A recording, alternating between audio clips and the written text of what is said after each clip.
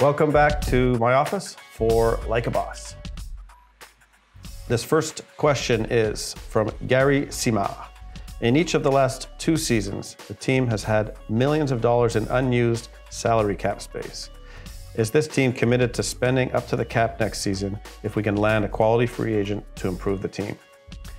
Thank you for that question, Gary. It's a good question, and I think it's important to all of our fans to know that there really is no limit to how much we spend. For us, it's about making sure we get the quality players that we need and that we think are going to help us win.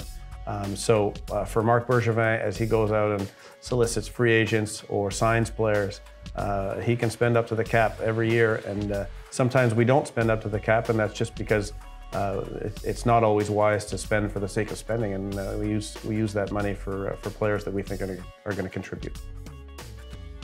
Prochaine question de Jimmy Ménard. Bonjour, Monsieur Molson.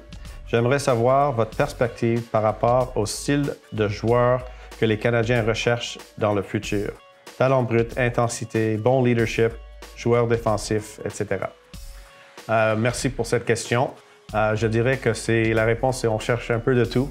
Dans chaque équipe, il faut avoir du talent, il faut avoir du leadership, il faut avoir des joueurs qui sont bons défensivement. Et le défi pour Marc Bergevin à chaque année, c'est de trouver les joueurs qui vont contribuer à l'équipe au total. Et parfois on cherche du talent brut, mais autre fois, on cherche quelqu'un qui va nous aider avec les mises au jeu, par exemple. Alors, c'est un peu de tout.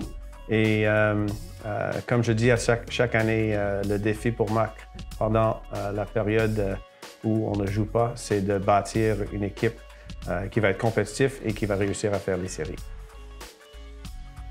So this next question is from Adam Martin. Are we going to see even more of the youth movement next season with all the great young players coming up? I hope so, and maybe another stud defenseman with cap space we have available. I sure hope so too. Some of the young guys that are coming up, we saw it in the last game of the season with Ryan Poehling, and we're seeing Suzuki and the juniors lighting it up in the playoffs.